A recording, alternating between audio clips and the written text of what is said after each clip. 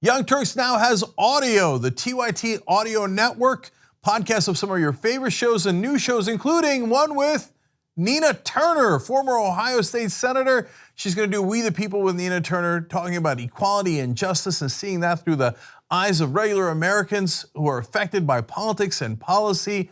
Everybody check it out at tyt.com/audio. There is a new development in the ongoing AT&T Time Warner merger story, and it has been okayed by the courts. So this $85 million merger that folks Billion. Did I say million? Mm-hmm. That used to sound like a big number, right? Yeah, that's a rounding error, 85 million, right? Sorry, $85 billion error. It is an $85 billion acquisition. Judge Richard Leon okayed it without conditions. He said, according to reports on CNN, which Time Warner owns, Leon said it would be manifestly unjust for the government to ask him to put his own ruling on hold, because if he were to do so, it would have the effect of killing the deal, which has a deadline for completion of June 21st. Now, the Justice Department, Trump's Justice Department, was against this, and we'll get into why he may or may not have been for this later. But Makindel Rahim said, we continue to believe that the pay TV market will be less competitive and less innovative as a result of the proposed merger between AT&T and Time Warner. What do you guys think of this going through? This is a complete and utter disaster. It's a complete and utter disaster for innovation. It's a complete and utter disaster for consumers. It's a complete and utter disaster for the prices that we will pay and the lack of options that we will have.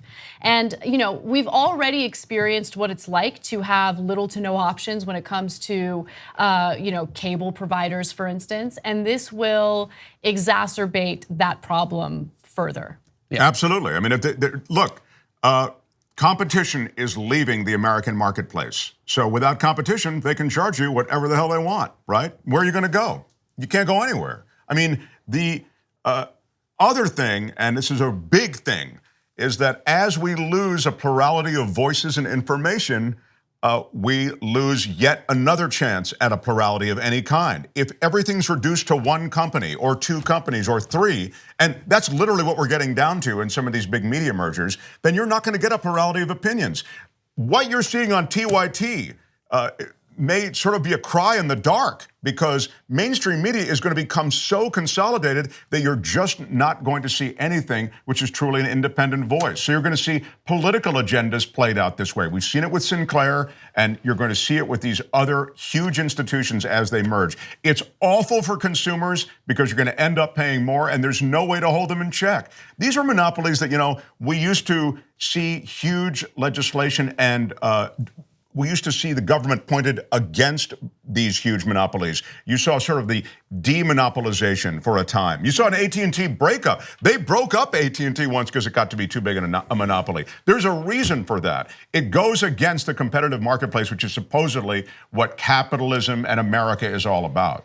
And all the reasons that you just mentioned happen to be the reasons listed by the Justice Department in an effort to prevent this merger from happening in the first place. I mean, very rarely do we see something coming from the Justice Department in this day and age that's accurate and actually fights for the American people. Now, whatever influenced them behind the scenes, that's another question, but I don't care. They were actually right on this issue. Right, Trump, I can see you sighing. So if Trump we're gonna go, Donald Trump was against this merger, but here's the reason that he gave. He said, as an example of the power structure I'm fighting, AT&T is buying Time Warner and thus CNN. And since he hates CNN so much, he says this is a deal we will not approve in my administration because it's too much concentration in the power of hands of too few. Meanwhile, everything he's done pretty much as a president has consolidated power into the hands of too few. So that's disingenuous. True. The only genuine thing he voiced in that statement was that he hates CNN and everything about it. Now, to put this in the larger context of what's happening in the telecommunications industry, this last week has been like the penultimate episode of a Game of Thrones series. Things have been moving slowly in these two worlds. On the one hand, you have this AT&T Time Warner AT&T merger, as Matt Atchie, our head of programming, pointed out. They should form a new company called TWAT. And it was a great joke. deserves a huge hat tip to Matt Atchity there. Good job, good job. And so they are going to merge, and they're forming this giant company. And there was a deadline looming to take back King's Landing, and that was June 21st. Then yesterday, you may not have noticed, but net neutrality just got abolished. That's right. The same damn week. So all the protections that were put in place to keep you from getting fast lanes put on the internet due to these weird restrictions put on by a very small number of telecom companies. Now there's one less telecom company. That's right. It's all gone, and it all happened this week. So we are now living in a world where corporations control content and messaging, increasingly control the content and messaging. It's happening with the internet. It's happening with programming for television, for cable news, for instance. This is going to be much more damaging than I think most people realize. And we're supposed to have antitrust laws that protect us, the consumers, from this type of behavior. So not only will messaging be controlled by corporate interests, keep in mind that we will be paying a lot more for services, including the internet, including television.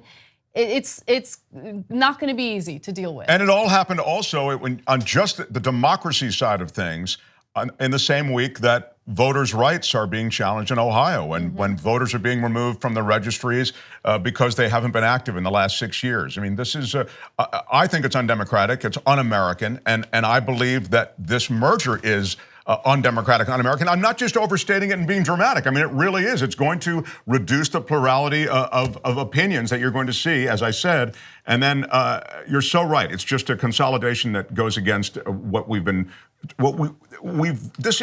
this country's represented a kind of fight against this sort of thing for many, many years. You know, the competition has sort of, I think, been at the core of this country's values. And I can't. Now you see one more as we get further from shore. You see one more thing that gets away from us. And just one final thing I want to add: what happened to the free market?